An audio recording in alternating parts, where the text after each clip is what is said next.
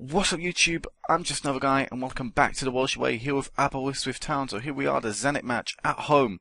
Expecting good things here. We're yet to lose a game at home in the group stages. We're yet to concede a goal at home in the group stages. And considering the teams that we've beaten, AC Milan and Bayern Munich, I would say we're expected to beat Zenit here. So let's go into this, and of course we could be securing our spot in the next round of the competition here. So Zenit are going to come out with a 4-2-3-1. I don't really think that matters too much. I'm expecting a win anyway, and 1,002 people are going to be here to witness us today, maybe progress through to the next round of the competition. So this is the team for today's match. It's a team that's going to be fielded. There's a few changes from the other previous matches, so we'll go through. So Cornell in goal, Fernandez right back, Drake and Shawcross centre back, Nicholson left back. Right mid we have Armstrong, centre mids we have Smitham and Gunter, and on the left we have Hunter. And up front we have Evans and Green. So the reason for Nicholson's inclusion is because Scott Drake is out suspended from this match, picking up 3 yellow cards, got a yellow card in the last AC Milan game, so therefore he's out of this one. The reason for Gunter playing is because Day-Lewis has currently picked up an injury. He picked it up in training, so it wasn't like I played him in a match where I wasn't supposed to. It was because I played him in a match. He just lifting weights. He has a back strain, so that is Day-Lewis out of there. So because of that, a few people have been given opportunities. Michael Lamb is on the bench, which means he could be getting his first Champions League appearance, I think, or has he played in the previous time? Oh no, he's come on in the previous time in this season, so Lamb could still be coming on. And Crawford, he's on the bench as well. I think he could potentially be playing his first Champions League game this season. He could. So let's go out there, expecting at least a decent win today. I think I'm actually on key highlights. I need to change that back. Play on key when I'm not on camera to get through and get to a recording point ASAP. Oh, let's continue forward. Let's put that to extended now. Don't have to do it later. There you go. Aberystwyth will qualify for the first knockout round with a point against Zenit. A win, I think that secures us top, but like I say, we'll be 100% sure come the end of the game. So we only have to get a point and we're through to the Champions League knockout. I want to finish first in the group, that way it theoretically presents an easier opponent in the next round of the competition. That isn't always true, as people know. You can finish top of a group, but then if there's a group of death, someone finishing second there could easily be a quote-unquote harder team. So straight away, 89% of the ball, but it's only been a minute into the game, but there is still a highlight, so this could be a goal very early on as the ball goes bouncing around. Here is Gunter picking up the ball. Played well during his 2 Champions League starts so far, and he's hopefully have another one here. As Hunter's through, and Hunter has scored. The game is lagging like a bitch. I'll sort that out. We'll go 2D. But Hunter with the goal straight away. Brilliant ball by Gunter to go through Hunter. Hunter beating one guy, then trying to beat another. The keeper mistake from the Zenit guy in goal, and it allows us to give ourselves a 1-0 lead after just 3 minutes of the game, 2 minutes really. So let's go into 2D Classic to prevent this lag, because the last thing I want is the game lagging. It's really annoying that it chooses to lag sometimes and not others. Here is Hunter and through to Colin Drake, and back of the net, 2-0 after just 8 minutes gone in the game. It could be a very long night for Zenit players, as we have started off really, really brightly.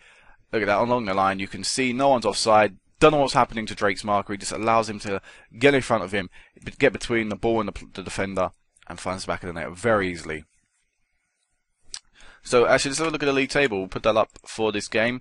So from what I can tell, AC Milan are currently drawing, and it would see a 6 points difference between, well, not 6 points, sorry, 5 points difference between us and AC Milan, which would mean we would top the group if all things stay the same, no matter what happened in the last match. So come on. SCR with a free kick, well over the bar. Not SCR, I saw an I in there. We haven't really created another opportunity since getting the second goal. And in fact, Zenit have started to come in the game a little bit more. I close this league table. We'll pop it up every so often. Here's Green though with Evans now. We could create a really good opportunity. Defender does well to keep that one away. Nicholson to Gunter. Another poor pass. Nicholson has given away a free kick, and no, he's about to get sent off. I should have played Crawford. Before the match, I had Crawford and I had Nicholson, and I looked at them both, and I was like, well, Crawford's a natural left back, but Nicholson's a little bit of a better player. I'll play Nicholson. He's experienced. He should have the advantage there, but to get sent off like this, maybe he doesn't. what I'm going to do is I'm going to take Green off and play youngster Will Evans as a complete forward up front, and put Crawford back in the left back position. Doesn't really make a difference going forward right now because we've got the 2 goals. Theoretically, we should have enough to win the game. Maybe not. Nosov with the goal, giving Zenit a way back into this. 2-1, we're down to 10 men. It's going to be very difficult for us to get the ball and actually create things that will threaten their keeper. So that's the last thing I wanted so soon after getting a man sent off as well. And it looks like maybe it could be a long night for us instead if we don't steady the ship and prevent more opportunities from Zenit. Cornell with a good save there. The attacker should have done a lot better. We're fortunate to still beat at 2-1. Here's Armstrong. Maybe could create a counter-attack. He's got pace, the lad, and he's showing it right now. If you can find Evans in the centre, he's been brought down, but the guy's on a yellow card. Why is he not being booked again? I'm sorry, he should be being booked again, in my opinion. And Hunter hitting the crossbar from the free kick. But why did that guy not pick up another yellow card? Why did that guy not at least get a talking to or something? Because, okay, he was running to the corner flag. He was running pretty much nowhere. But still, if he beats him, or if the guy misses the challenge or something, he's got a free space to cross or maybe run into the box. So I'm surprised he wasn't booked there and the playing field wasn't equalled out. There's Hunter to Gunter. Poor. How many yellow cards have been handed out today? What am I looking for? Yellow cards. There's Evans missing opportunity. Only 3 from my team and 2 for their team, and 2 of them for 1 player. I could have just looked at the bottom. That was done with me. But it seems like a load of players have yellow cards today, especially in dangerous positions like Smitham often gets yellow cards. He's actually going to miss the next game in the group because of that yellow card as well. Here's Shawcroft to Hunter. Come on. Ah, no. Keep the ball. Keep possession. We've still got players. Well, we've still got the 4 lines. The 2 lines of 4, I should say, sorry. So why can't we just play the ball in between them? Play the ball around the midfield. Take our time with the possession. Okay, we only have 1 man up front. That's why we need to play it around a little bit more. But let's get this in at half-time at 2-1. And maybe hopefully a good team talk. So it was a good first half. No, I want to do my own team talk today. Going well, I know you're capable of better. And that's true. We are capable of better. We are down to 10 men, yes, but come on, Zenit have been pretty crap in the Champions League so far. We beat them 2-0 last time. Could have beaten them more this time if it wasn't for the sending off, but we've still got enough men on the pitch, I feel, to at least hold the majority of the possession. Evans just needs to be smart with the ball. Actually, we're going to make a change tactically. We're going to play Evans as a target man attack and just basically make his job to hold the ball up and allow the wingers or any of the midfielders really to bomb forward and then offer him support instead of maybe what he's doing with the complete forward role, which is trying to create an opportunity for himself. Nozov has scored. Oh. Zenit have pulled back from 2 behind, and if we walk away from today with a draw, I will be really, really annoyed with Nicholson. To the point where I may even just terminate his loan straight up and tell him, you know what, you're not in the team anymore. Armstrong to Evan, back to Fernandez. And the reason I may be over dramatic in that sense is because how is the current games going? AC Milan are currently winning in their game, which would mean it would have to win our last game of the season, our last game in the Champions League, group stage against Bayern Munich if we want to see ourselves progress through. So tactically, we're going to have to make a change now. We're going to have to go for it a little bit. Do I though? Oh, really difficult situation to be in. We'll play you. I'll play you as a complete forward. Smitham's having a bad game. We'll take him off. Do I want to do this? Because I want to go 2 up front, but I feel I could go for it and then walk away from the game with nothing, and then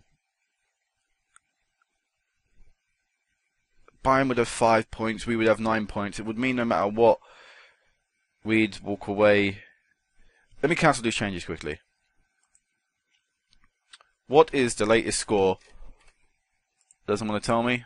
Okay. Flash scores, or latest scores. Why isn't latest scores popping up? Latest update. Nothing. Oh, there we go.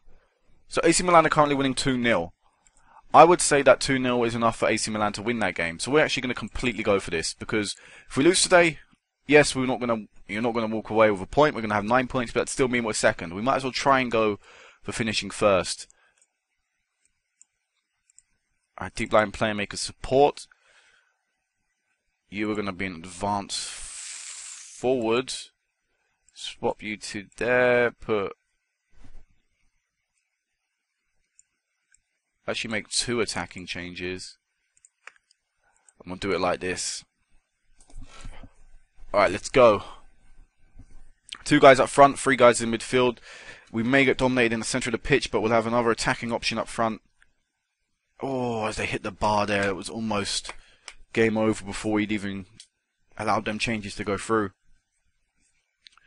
So I think I've got the right thinking behind it. If AC Milan win their game, even if we lose today, it won't make a difference, because we'll be 9 points. We'll still be top of the group because we'd have the games played against rule, and it would mean we'd still have to get a result if we want to finish top. We might as well try and get all 3 points today, though, if we can, because then the last result won't matter. It was Douglas Santos. They're passing the ball around nicely. Zenit. Gomez. Boya. Oh, come on, get the ball. No, they're passing it around so lovely. They're going to score. They scored. Fuck, I could see it coming.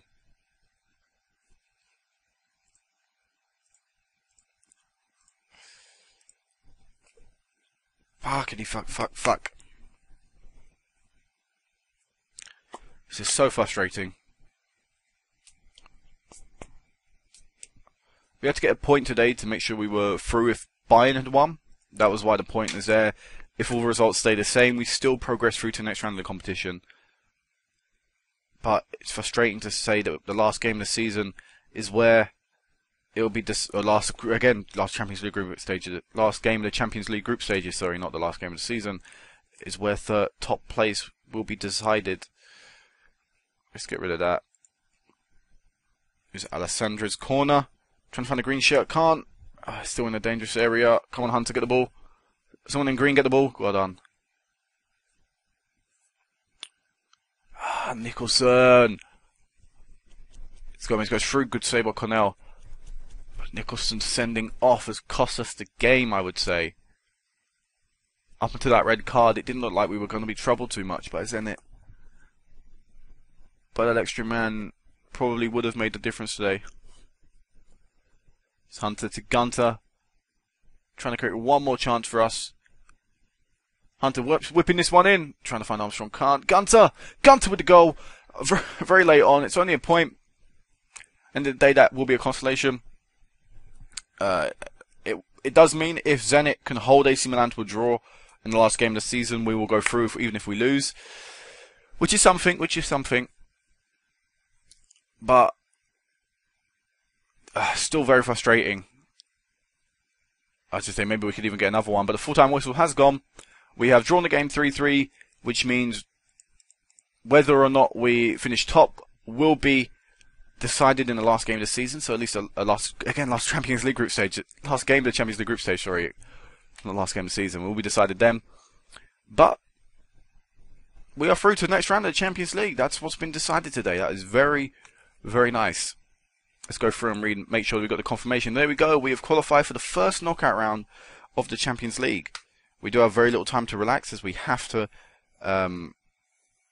make sure we can beat Bayern Munich away from home. It's going to be a completely different game. Even though we beat them 4-0 at home, away from home is always a different story. And I'm not happy with you. Not happy whatsoever. But the thing is, we have no other real good right back at the side, so I have to keep you. At least you won't be playing in the next Champions League group stage game. So, I will meet you back for the Bayern Munich game. We'll have a look at the finances because we've had a little inject of money with that. So, 14.567 million in the balance right now. Projected to have 19 coming into the season. I don't think that's true because really every month we're getting money from the Champions League coming in.